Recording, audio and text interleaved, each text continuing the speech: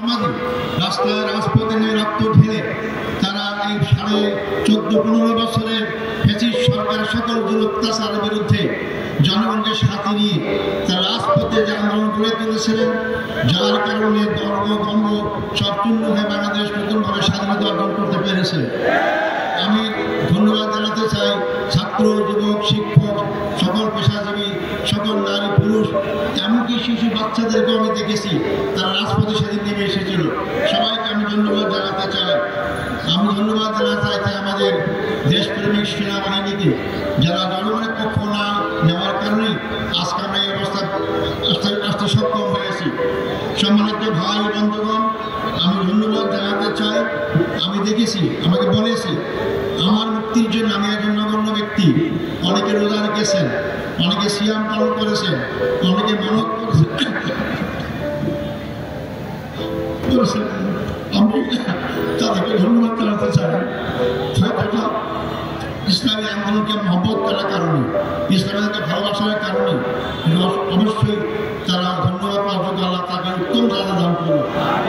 সম্মানিত ভাই বন্ধুগণ, আমি স্মরণ করছি অত্যন্ত দুঃখ বেদনা ভারাক্রান্ত হৃদয় যারা আমার নেতা ছিলেন, সেই নেতাদেরকে অন্যায়ভাবে হত্যা করা হয়েছে, জুডিশিয়াল কিলিং করা হয়েছে তাদেরকে।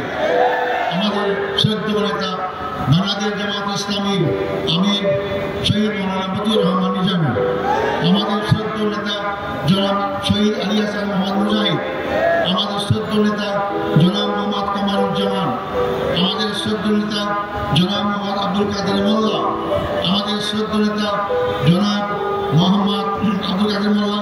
এরপরে সবচেয়ে দুঃখজনক হচ্ছে যে আমাদের সবার শ্রদ্ধার পাত্র, সারা দুনিয়ার পরিচিত আন্তর্জাতিক খ্যাতিসম্পন্ন আলেমেদিন হযরত মাওলানা দিলওয়ার সাইদিকে বিনা চিকিৎসায় হত্যাকাণ্ডের ষড়যন্ত্র হত্যা করা হয়েছে। আমি এটাকে সবাইকে স্মরণ করছি। সাথে সাথে আমি স্মরণ করতে চাই আমাদের সদ্য নেতা মিকাশম আলী সাহেবকে। তাকে সর্বশেষ তার ছেলেকে গুম করা হয়ে দেখতে চেয়েছিলেন, তাকেও দেখতে দেওয়া হয় নাই, তাকে ফাঁসির কাছে ঝুলে তাকে হত্যা করা হয়েছে। আমি সাথে সাথে জাতীয়তাবাদী দলের নেতা জনাব সালাউদ্দিন কাদের চৌধুরীকেও ফাঁসির কাছে ঝুলানো হয়েছে। আমি সেটাও স্মরণ করতে চাই।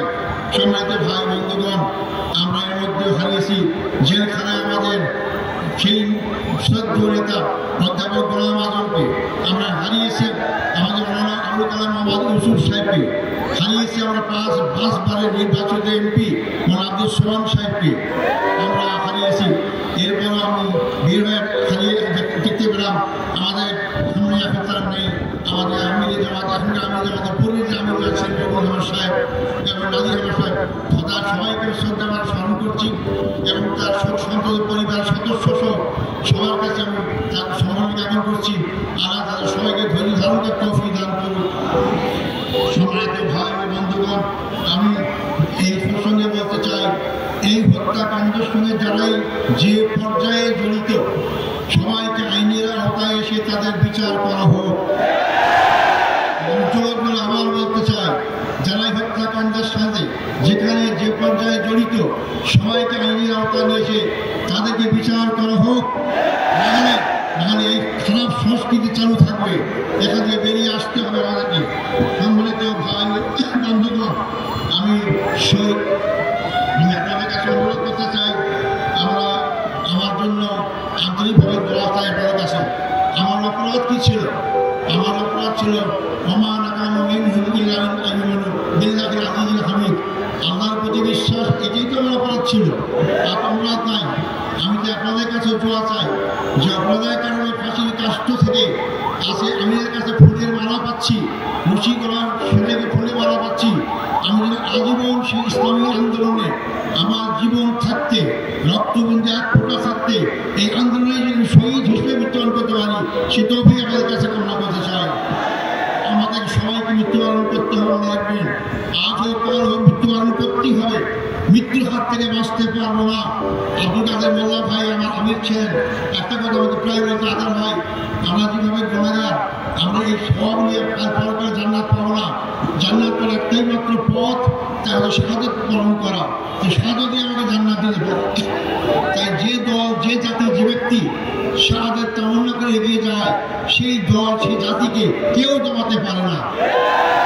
সম্মানিত ভাই বন্ধু, সেই দোয়া করার সাথে সাথে আপনাদের সবাইকে সবার মাধ্যমে সারা বাংলাদেশে আপনার দেওয়ার সাথে আহ্বান করতে চাই, আসুন এই দেশ আমাদের, এই দেশ আমাদের সবার, এই দেশের মানুষের আশা আকাঙ্ক্ষা চিন্তা চেতনা ঐক্য অনুযায়ী এই দেশটাকে ইসলামী সমাজ করার আকাঙ্ক্ষা আমরা সবাই এগিয়ে যেতে পারি। আল্লাহ অবশ্যই আমাদের সাথে থাকবেন ইনশাআল্লাহ। আমি আর বিলম্ব করবো না, যেহেতু আপনারা যদি কষ্ট পাচ্ছেন, আপনারা আমাদের দোয়া করবেন। আমার আর পাওয়ার কিচ্ছু নাই, আমার জীবনে যদি আমরা এখানে আল্লাহ দিন প্রতিষ্ঠা থেকে যেতে পারি, এর চেয়ে সর্ব পাওয়ার কিছু নাই। আপনাদের সবাই সেই দিন প্রতিষ্ঠা আন্দোলনে যার যার জায়গা থেকে যে ভূমিকা রাখা দরকার, সেই ভূমিকা সবাই রাখবেন, এই আশাবাদ ব্যক্ত করে সাংবাদিক বন্ধুগণ, ফটোগ্রাফার যারা এখানে আসছেন, যারা আজকে আমাদের এখানে উপস্থিত হয়েছেন, তাদেরকে আমি ধন্যবাদ জানাতে চাই, এবং যারা যেভাবে আমাকে সহযোগিতা করেছেন তাদেরকে ধন্যবাদ জানাতে চাই।